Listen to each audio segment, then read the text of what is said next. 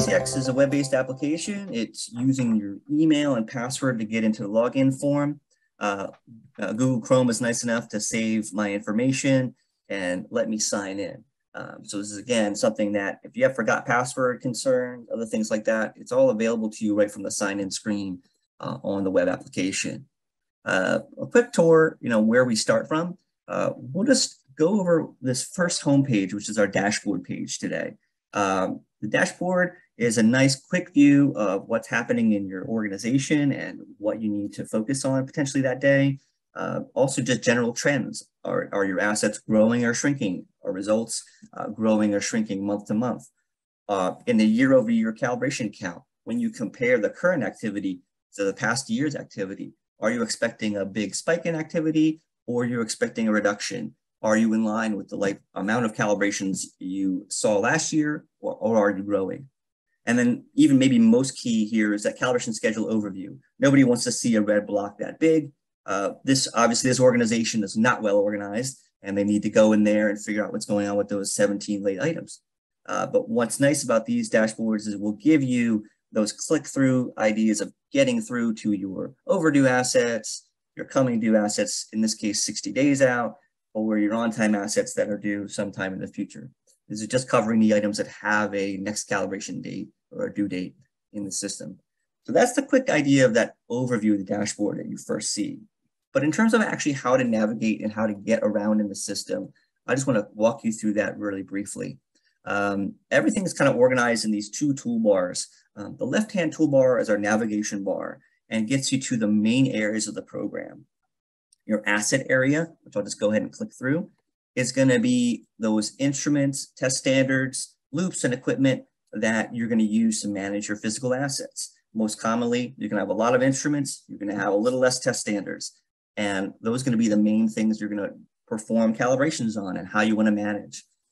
You can see these types of fields that are available, and we'll get back to that in just a second. The other main area of the app on the left side is your results area. This is where your calibration results go.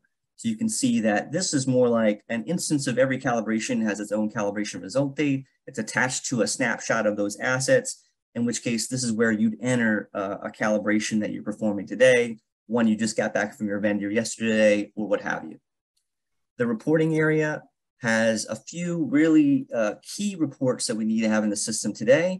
You want to have certain reports that look back in time. You have certain reports that look ahead in time, and certain reports that analyze events that are occurring in your system, like trends or traceability when you have a bad test standard. And of course, the all-important calibration certificate.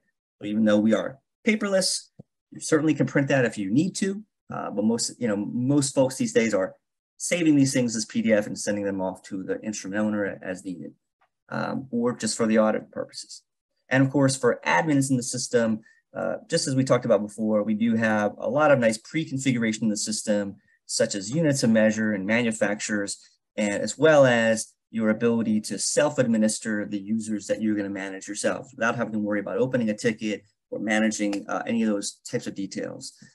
You'll be able to go in and fully manage your own organization's users. So that's the overview of that left side toolbar, getting to the main areas.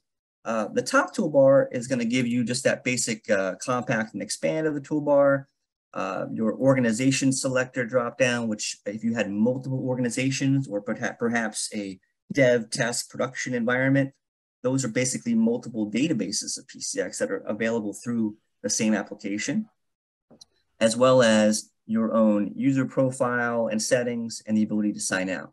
And of course, if you ever run into a problem, there's always that help button. Hopefully that taught you a little bit about how PCX operates. If you ever get stuck in PCX, there's two things I want you to know in the help box.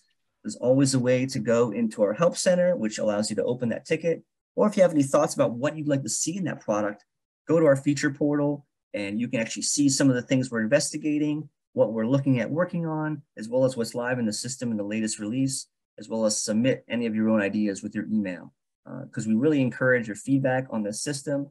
You'll see as you use the system, there are going to be some opportunities to give feedback, and we're always open to that.